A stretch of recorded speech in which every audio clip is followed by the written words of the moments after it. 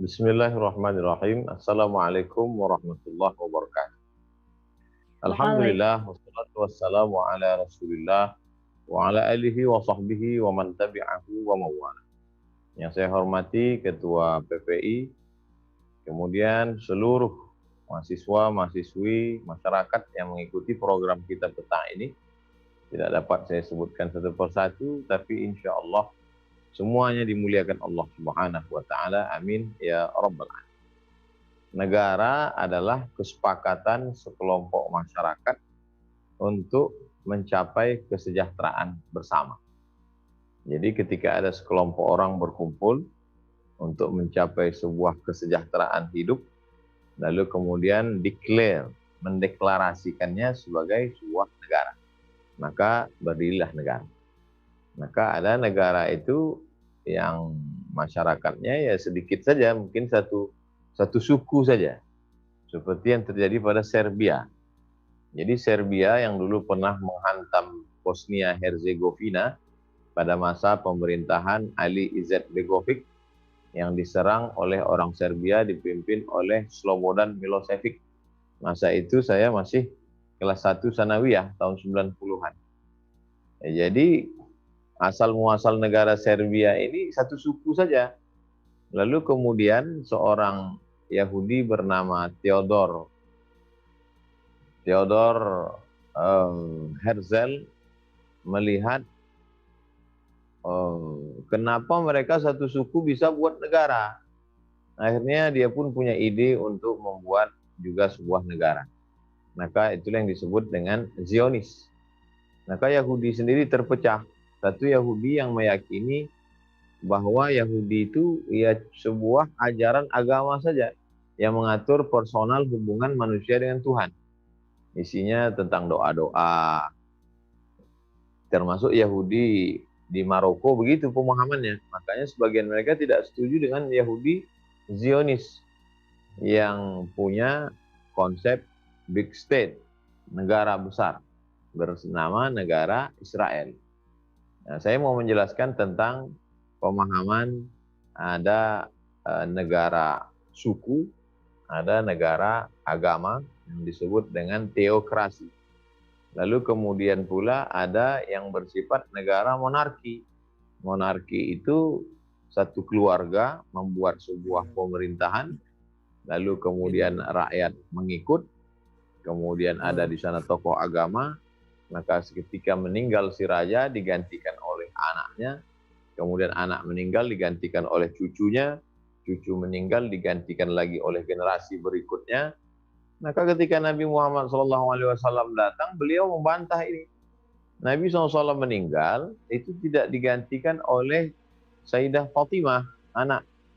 Tapi tidak juga digantikan oleh cucu beliau, Sayyidina Hasan, Sayyidina Husain. Tapi Nabi membiarkan sahabat itu bermusyawarah. Nabi meninggal tidak mengangkat siapapun, berkumpullah sahabat di Saqifah Bani Sa'idah, lalu mengangkat Sayyidina Abu Bakar Siddiq. Abu Bakar meninggal, itu meninggalkan wasiat supaya diangkat Sayyidina Umar. Ketika Umar meninggal, beliau tidak meninggalkan wasiat seperti Sayyidina Abu Bakar, tapi meninggalkan, disusunlah sebuah tim yang terdiri dari 6 orang sahabat, maka diangkatlah musyawarah tim kecil ini mengangkat Sayyidina Utsman. Lalu kemudian Utsman meninggal, itu tidak meninggalkan apa-apa, tapi musyawarah besar Ahlul Halli wal Aqdi, terpilihlah Sayyidina Ali bin Abi Thalib. Jadi dari 4 kali bergeser kekuasaan itu dengan cara yang berbeda. Dari Nabi Muhammad ke Abu Bakar, Abu Bakar ke Umar, Umar ke Utsman, Utsman ke Ali. Nah, inilah cara-cara ini yang kemudian dibakukan dalam sebuah fikih yang disebut dengan fikih as-siyasah asy-syar'iyyah, atau disebut juga dengan fikih khilafah, atau disebut juga dengan fikih ad-daulah, atau disebut juga dengan fikih judul buku Al-Ahkam As-Sultaniyah yang dibakukan oleh Imam Al-Mawardi dalam buku Al-Ahkam As-Sultaniyah, hukum hakam yang terkait dengan kesultanan. Makanya di tempat kita itu dulu terdiri dari kesultanan-kesultanan. Seperti di kampung kami di Riau, Sultan Syarif Qasim, Sultan yang terakhir. Yang pertama itu pada tahun 1723. Jadi jauh sebelum negara Kesatuan Republik Indonesia, kami di negeri Melayu ini terdiri dari kesultanan-kesultanan. Kesultanan yang paling tua adalah Kesultanan Malaka. Itu tumbang pada tahun 1511.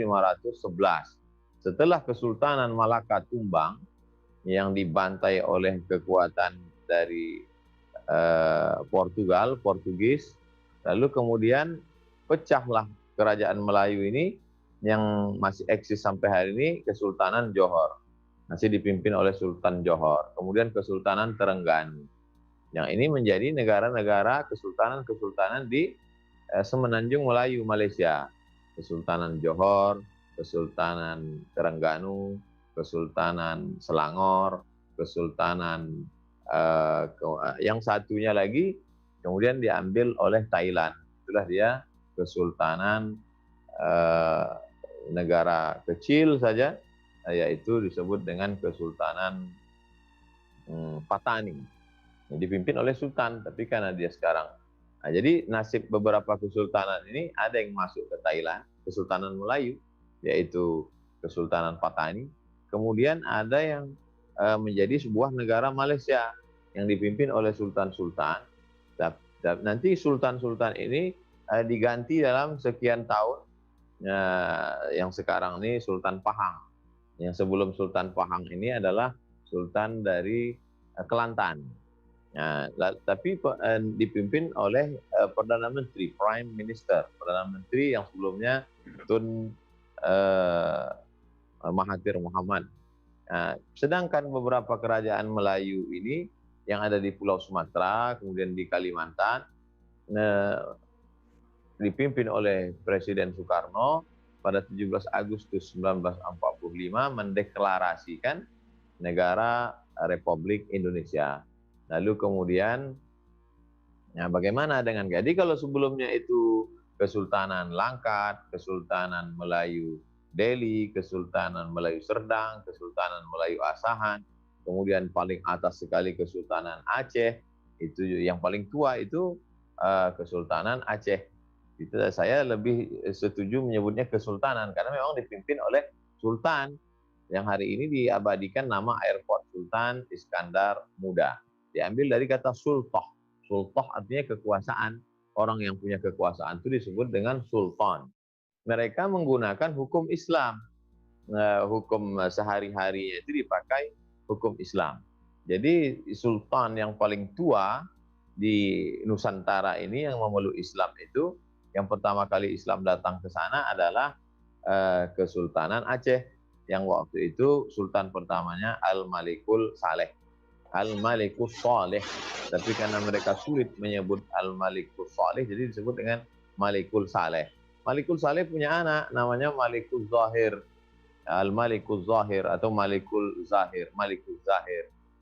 Datanglah seorang petualang eksplorer dari Maroko bernama Ibnu Battuta. Itu beliau sampai ke Aceh, yang bertemu dengan Ibnu Battuta itu adalah Malikul Saleh. Malikul Zahir, anak dari Malikul Saleh. Lalu kemudian setelah habisnya kerajaan-kerajaan Aceh, datanglah Belanda. Kemudian awalnya kerajaan-kerajaan yang ada di Riau, kerajaan Siak Sri Indrapura, kemudian kerajaan yang ada di Sumatera Timur, itu setelah Aceh dipukul Belanda, dia menginduk kepada kerajaan Riau, kerajaan Siak Sri Indrapura. Sampai kemudian pada tahun 1945, Sultan Siak berdaulat, menggabungkan diri kepada Negara Kesatuan Republik Indonesia yang dipimpin oleh Presiden Insinyur Soekarno. Nah, ketika mereka ini bergabung dengan Indonesia, kemudian wilayah kekuasaan ini mulailah menyebar sampai ke timur Indonesia, sampai ke Papua. Maka ketika untuk menetapkan dasar negara, mereka tetapkan sebagai musyawarah. Hanya saja orang-orang Islam ini khawatir, nanti kalau kita tetapkan bersama, bagaimana dengan melaksanakan beberapa hukum Islam yang tidak bisa dilaksanakan secara eh, personal. Kalau yang sholat, zakat, puasa, haji itu bisa dilaksanakan secara personal. Begitu juga dengan ridho, qanaah, tawakal yang sifatnya spiritual, batin, hati, itu bisa dilaksanakan secara personal. Tapi ada beberapa hal yang tidak bisa dilaksanakan secara personal. Dia mesti ada kekuasaan. Misalnya tentang asari kuasari katu, laki-laki pencuri dengan perempuan pencuri, faktau aidiyahuma, potong tangannya. Ini tidak bisa dilaksanakan personal. Imam masjid tak bisa melakukan itu. Ustadz da'i tidak bisa melakukan itu. Mesti ada kehadiran negara. Mesti ada kehadiran negara di sana. Mesti ada ulil amri. Maka ketika mereka berkumpul itu masih bisa terpayungi oleh satu pasal, satu sila yang disebut ketuhanan dengan melaksanakan syariat Islam bagi pemeluk. Jadi itu yang membuat melegakan hati umat Islam. Kita yang terdiri dari berbagai macam suku bangsa, multi etnis, multi agama, masih ada satu payung yang bisa membuat Islam ini melaksanakan syariat Islam. Yaitu sila pertama, ketuhanan, dengan menjalankan syariat Islam bagi pemeluknya.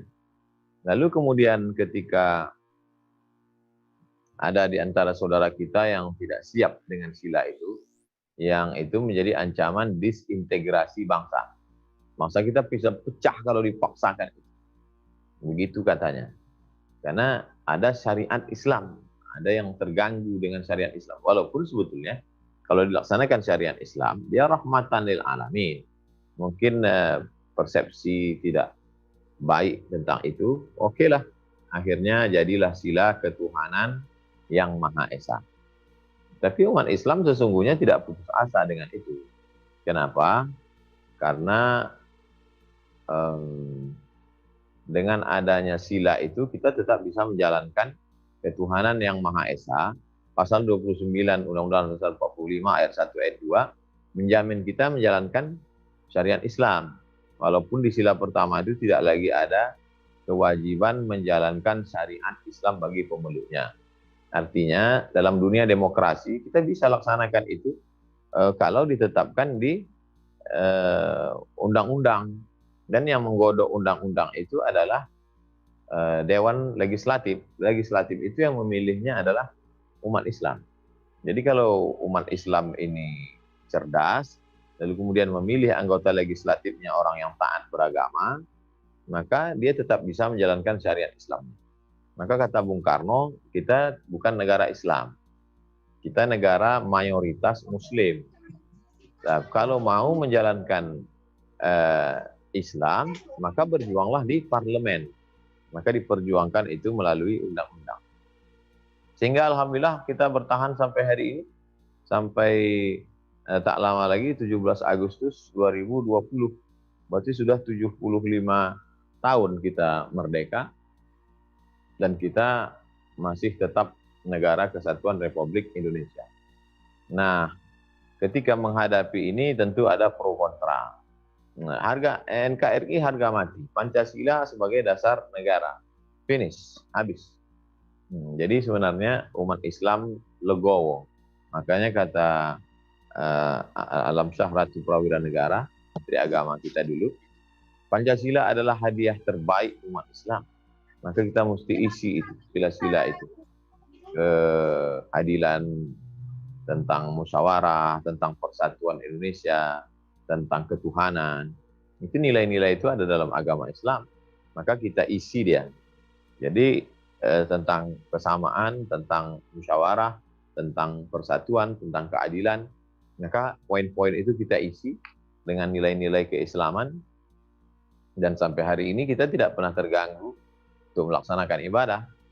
Syahadat, silakan bersyahadat. Bahkan saudara-saudara kita yang mau masuk Islam, saya berapa kali mensyahadatkan orang di masjid, di kantor, syahadat, tanda tangan, saya tidak pernah dituntut. Artinya bebas menjalankan agama. Syahadat, sholat silakan. Salat, syahadat, salat, zakat, puasa, puasa, haji. Kemudian kita punya Departemen Agama, Kementerian Agama sekarang. Dan di dalam Kementerian Agama itu ada diatur masalah wakaf, masalah fatwa menikahkan.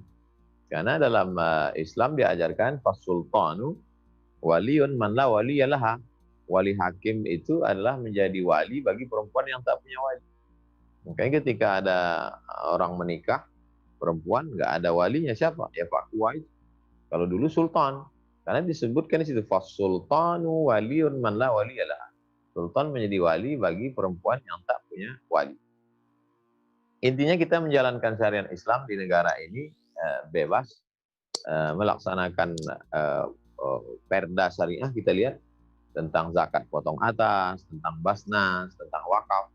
Nah, jadi bagaimana kita mengisi kemerdekaan ini, mengisi Pancasila dengan nilai-nilai agama. Nah, bil khusus adik-adik yang sedang berada menuntut ilmu di luar negeri, kembali bangun Indonesia, cerdaskan umat untuk menjalankan agama di tengah negara berdasarkan Pancasila, Undang-Undang Dasar 1945. Saya kira sebagai pengantar dialog kita demikian. Saya kembalikan lagi ke moderator. Terima kasih. Wassalamualaikum warahmatullahi wabarakatuh. Waalaikumsalam warahmatullahi wabarakatuh. Syukran katsir Ustaz atas pengantarnya tadi terkait dengan Pancasila dan penerapannya di Indonesia saat ini. Saya rasa luar biasa ya. Tadi beliau mengantarkan kita bahwasanya kita punya akar ke sejarah kita kepada berbagai macam kesultanan ya. Barangkali lebih tepat dibanding kerajaan kesultanan. Di mana di Sumatera ada sekian banyak, ada Riau Lingga, ada Malaka dan seterusnya. Di Jawa barangkali ada Demak, ada Mataram Islam, di Kalimantan juga, di Sulawesi pun begitu. Barangkali mengkaji sejarah tersebut barangkali akan lebih bisa meneguhkan pemahaman kita atas Pancasila. Yang pertama Ustaz, mohon izin, ada pertanyaan dari saudari kita Hani Purwanti. Beliau menanyakan bagaimana cara agar kita benar-benar bisa mengimplementasikan Pancasila, nilai-nilai Pancasila ke kehidupan masyarakat Indonesia, dan bagaimana agar jangan sampai meletakkan Pancasila di atas Islam itu sendiri, Ustaz. Itu pertanyaan pertama. Baik, kalau saya boleh jawab dulu. Pertanyaan kedua atau satu dulu? Oke. Satu-satu. Ya. Tamam, Ustaz. Jadi saya termasuk generasi yang melewati Orde Baru, kemudian reformasi dan sampai sekarang. Jadi kami dulu di SD itu belajar ada namanya PMP. Tak tahu anak sekarang ada PMP atau tidak. Pendidikan Moral Pancasila. Kemudian ketika tamat dari SD masuk ke SMP, itu seminggu itu penataran P4. Sekaligus upacara benderanya, menyanyikan lagu kebangsaan, baris berbaris. Itu P4, pendalaman P4 itu. Lalu kemudian ketika mau ke Mesir tahun 98 itu ada 3 ujian, ujian bahasa Arab, ujian kemampuan akademik, dan ujian P4. Jadi yang tidak lulus Pancasila dia tidak bisa berangkat. Maka ketika kita sekolah dimanapun itu tidak dikhawatirkan karena kita memang sudah lulus P4. Lalu kemudian setelah pulang ikut tes dosen tahun 2008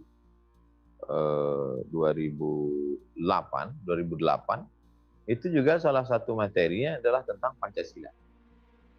Dan ketika dulu saya sempat kuliah di IAIN, ada satu mata kuliah, nama mata kuliahnya Pancasila. Memang mata kuliahnya itu adalah Pancasila. Nah, jadi bagaimana supaya anak-anak bangsa ini tahu Pancasila, mengenal Pancasila, sejarah Pancasila. Mungkin kalau sekedar baca sendiri, ada orang semangat baca, ada enggak. Jadi kalau mau diformalkan, ya kembali masuk di pondok pesantren, di sekolah, di kampus, mesti ada pelajaran itu. Cuma mungkin kalau kampusnya kampus agama atau pondok pesantren, bagaimana Pancasila dengan Al-Quran dengan Sunnah. Jadi ketika penjelasannya itu lebih dikaitkan antara ditekankan sejarahnya, bahwa kita ini berangkat bukan dari ujuk-ujuk tiba-tiba saja muncul sebuah negara dari dalam laut naik ke atas bumi ke pulau muncul negara Indonesia dengan dasar Pancasila. Enggak begitu. Jadi berawal dengan 800 tahun sebelumnya, kalau mengikut Aceh 1200, baru 1900. Jadi lebih kurang 800 tahun sebelumnya terjadi pergulatan negara kesultanan dengan sultan-sultan yang begitu banyak, ratusan, yang mayoritasnya adalah kesultanan Islam. Maksud Islam di sini memakai hukum Islam. Lalu kemudian akhirnya kita dijajah Belanda, dijajah Jepang, akhirnya Hiroshima Nagasaki kena serang, merdeka kita, proklamasi, dan kita sepakat untuk memakai Pancasila sebagai dasar pemersatu kita. Karena kita ini ada Kristen, Katolik, Hindu, Buddha, Konghucu, mayoritas Muslim, dia kemudian ikut bersama. Mayoritas Muslim inilah yang sebetulnya menjadi pemersatu atau pemecah belah. Karena kalau mayoritas ini kacau balau, semuanya ikut. Rahmatan lil alamin ini diwujudkan. Kemudian ini kekhawatiran tentang Pancasilanya, begitu caranya. Adapun kekhawatiran kedua, ini pertanyaan ini satu tapi dua sisi. Bagaimana kalau jangan-jangan Pancasila itu lebih tinggi daripada Islam? Oh, nggak bisa. Karena kita kalau mati itu pasti bawa Islam. Kalau kita mati itu la ilaha illallah Muhammadur Rasulullah. Maka siapapun pejuangnya ketika teriakannya Allahu Akbar. Tapi jangan benturkan Allahu Akbar dengan Pancasila. Itu yang saya maksud. Dalam bernegara, kehidupan kita bersama, kita punya satu kalimatun sawa, titik temu. Kristen, Katolik, Protestan, Konghucu, Hindu, Buddha, apa titik temu kita? Di Pancasila ini, sebagai kita bernegara. Adapun kita sebagai individu, sebagai Muslim, kemudian kita menjalankan agama Islam dan tidak berbenturan dengan Pancasila. Karena nilai-nilai Islam itu ada dalam Pancasila.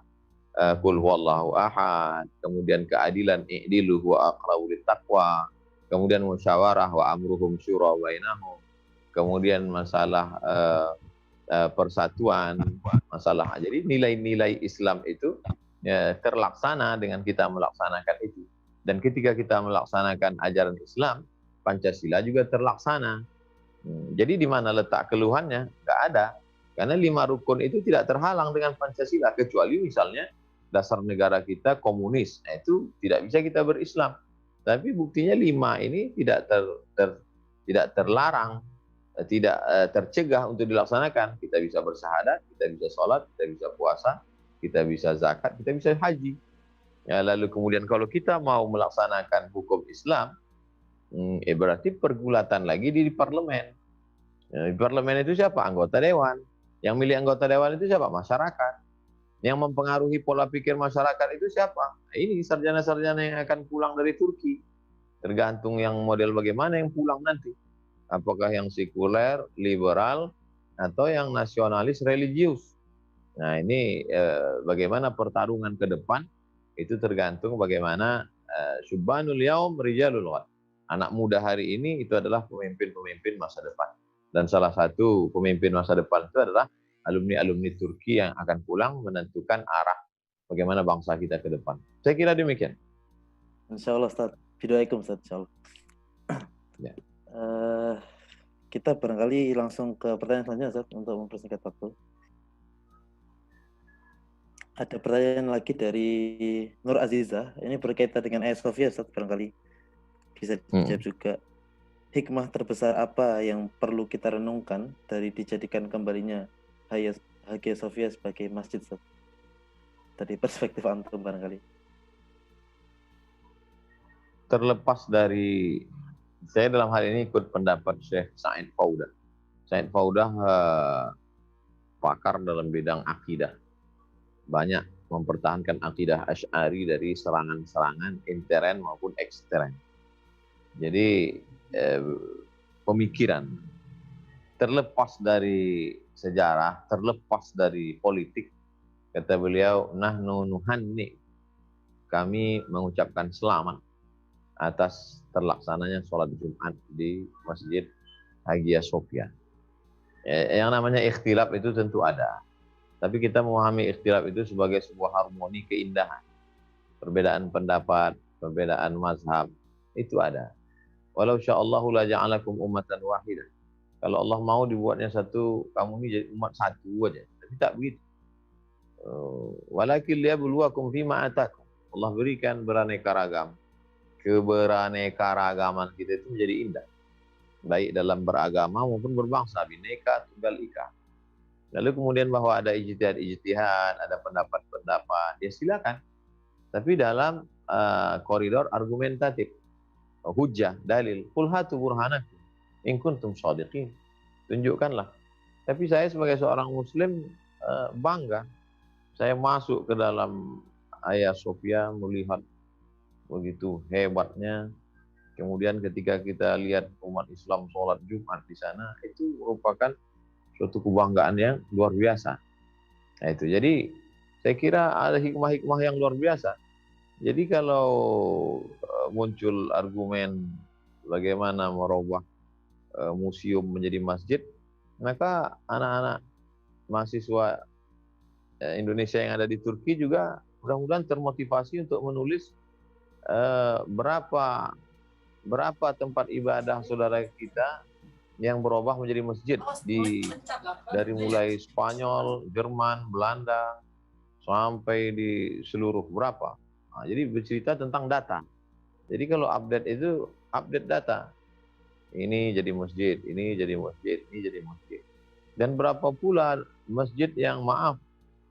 Saya hari ini mendapatkan beberapa postingan-postingan tapi tidak akademik. Nah, bagaimana sejarahnya kok masjid ini berubah menjadi ini di Israel? Kita rasa tak layak untuk mengucapkannya. Jadi kandang hewan, jadi terbengkalai. Jadi kalau orang memahaminya itu dengan keilmuan, dengan logika berpikir yang sehat, dia menjadi suatu keindahan.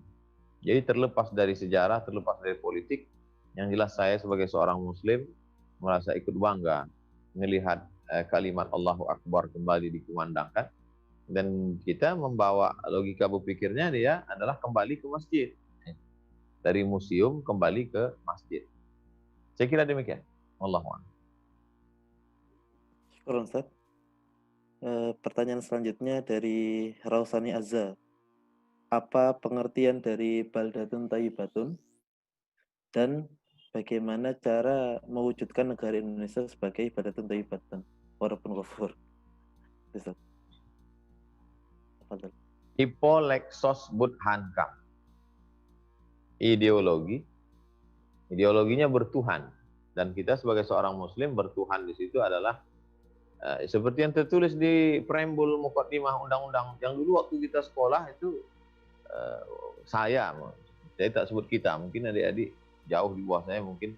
Kalau kami dulu setiap hari Senin itu dibaca, atas berkat rahmat Allah yang maha kuasa dan keinginan luhur bangsa Indonesia, dengan ini menyatakan kemerdekaannya. Nah, jadi ideologinya berketuhanan, yaitu Allah SWT. Ipo Lexos Budhankam, politiknya aman. Kita negara berdaulat. Sosial, kehidupan sosialnya damai. Kita harus menjaga toleransi. Budaya, kebudayaan kita kebudayaan yang Islami. Kemudian hankam, pertahanannya, keamanannya, ketentramannya, ekonominya. Jadi Ipo Lexos Budhankam, ideologi, politik, sosial, budaya, pertahanan, ekonomi, keamanan. Kalau terwujud itu semua menurut standar-standar kemanusiaan dan standar kebaikan menurut agama, maka kita adalah baldatun thayyibatun wa rabbun ghafur. Jadi kalau nanti kita cerita kemunduran, saya khawatir adik-adik bawaannya emosi, mengamuk.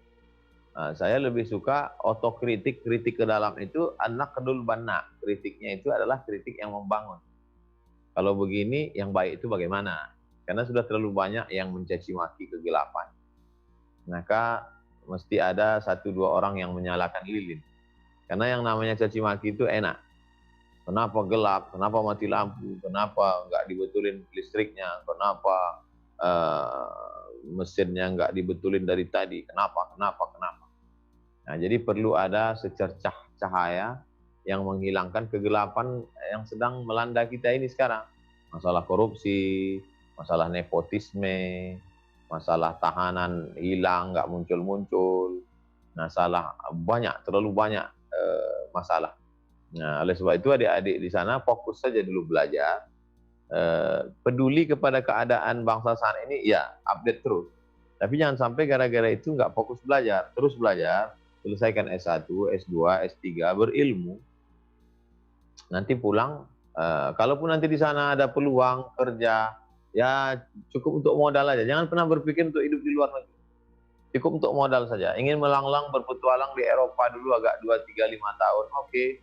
Tapi pulang ke Indonesia, bangun Indonesia sesuai dengan keilmuan masing-masing, ilmu sosial, ilmu ekonomi, ilmu agama yang mencerahkan, yang mencerdaskan bangsa, mencerdaskan umat, sehingga kita ke depan bisa lebih baik. Saya kira demikian. Baik, Ustaz. Selanjutnya ada 2 penanya yang oleh tim Rumeli dipersilakan untuk bertanya langsung ke antum. Apa mungkin ya, Ustaz, kira-kira? Boleh, silakan. Oke. Yang pertama ada saudara kita Mas Hilmi Maulana Yusuf. Silakan bisa hadir ke hadapan kita untuk menanyakan langsung pertanyaannya. Assalamualaikum Ustaz. Nama Ana Hilmi Maulana Yusuf. Pertanyaan saya ini, bagaimana melahirkan generasi-generasi emas layaknya Sultan Fatih maupun seperti para Yanisari Utsmaniyah dengan ideologi Pancasila, Ustaz? Itu aja mungkin. Terima kasih banyak Mas Hilmi. Kita tidak bisa lepas dari pendidikan. Oleh sebab itu dari TK-nya itu mesti TK Quran. TK Quran, SD Quran, SMP Quran, SMA Quran. TK Quran, SD Quran, SMP Quran, SMA Quran. Artinya berbasis Quran.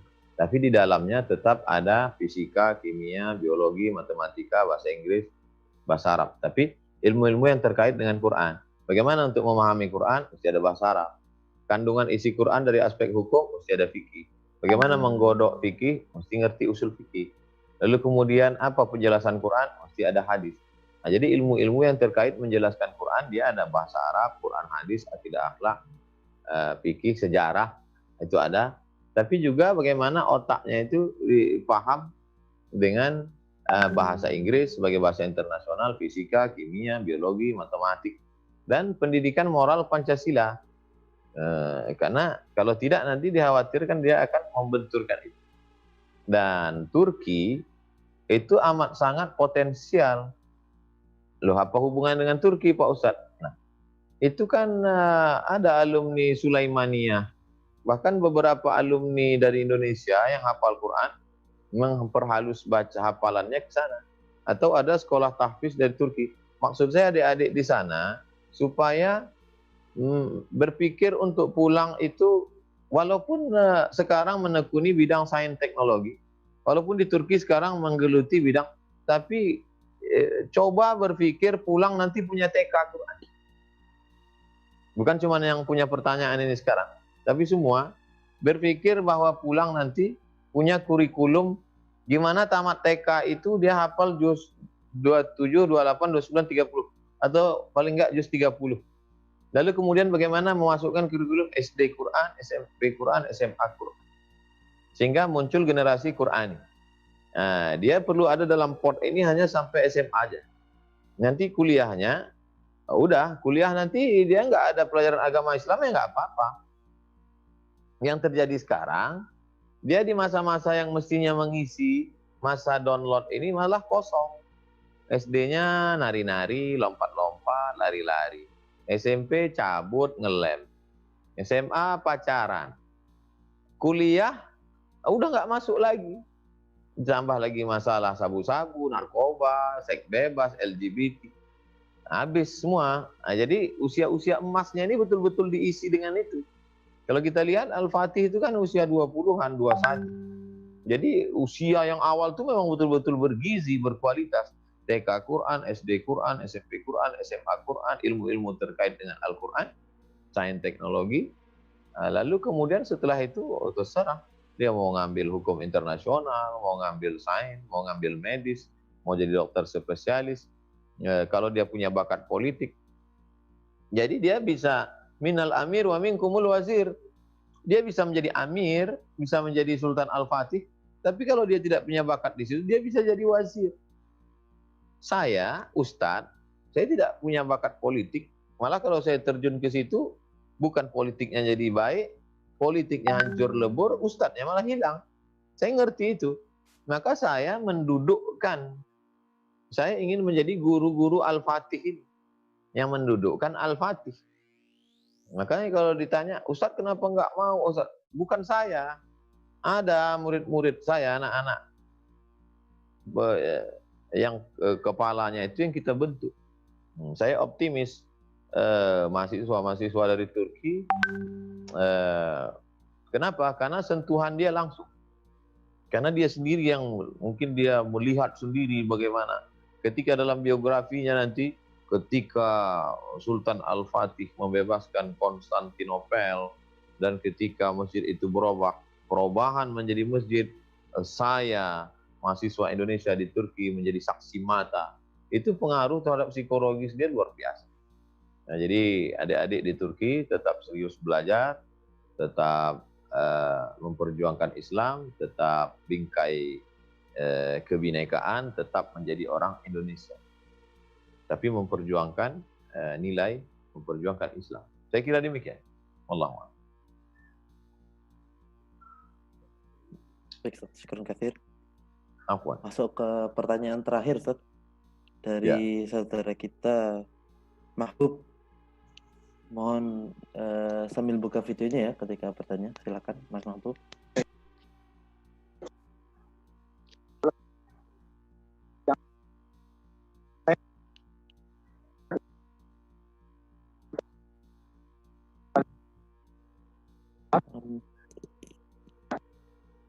Mohon maaf suaranya agak tersendat, Pak Mahbub.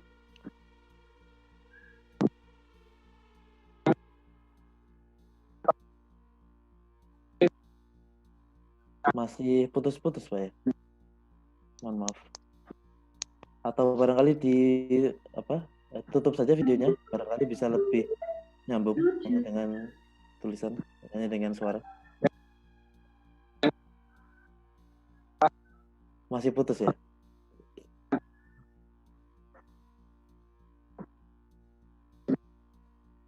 Mohon maaf Pak Mahbub, sepertinya masih putus-putus ini.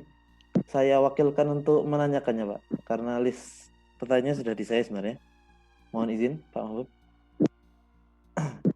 Ustaz Abdul Somad, pertanyaan dari beliau adalah kaitan antara Pancasila dengan maqasid syariah, Ustaz. Kira-kira bagaimana? Atau bagaimana merealisasikan maqasid syariah dalam Pancasila kita ini? Begitu, Ustaz. Kedatangan agama Islam itu menjaga agama supaya jangan sampai orang salah keyakinan, jangan sampai tidak bertuhan, kemudian menjaga nyawa, jangan sampai terbunuh, membunuh, menganiaya orang. Yang ketiga menjaga harga diri, jangan sampai ada caci maki, sumpah serapah, kemudian menjaga harta. Menjaga harta ini jangan sampai ada mencuri, kemudian menipu, membohong. Maka ketika maksud-maksud tujuan itu tercapai, menjaga agama, menjaga nyawa, menjaga harga diri, menjaga harta, lupa satu lagi 5 maqasid khamsah. Kalau tercapai ini semua, maka tujuan itu sudah tercapai, jalannya. Tapi jangan lupa bahwa jalan itu tidak bisa ditinggalkan. Yang maksud saya jalan tidak bisa ditinggalkan itu begini. Inna sholata tanha anil fahsya wal munkar. Sholat itu mencegah dari keji dan munkar. Kalau orang sudah sholat, mestinya keji dan mungkarnya hilang. Sholat itu jalannya, tujuannya hilang keji dan mungkar. Lalu ada orang nggak sholat, ketika ditanya, kamu nggak sholat? Yang penting kan nggak keji dan mungkar. Itu nggak benar.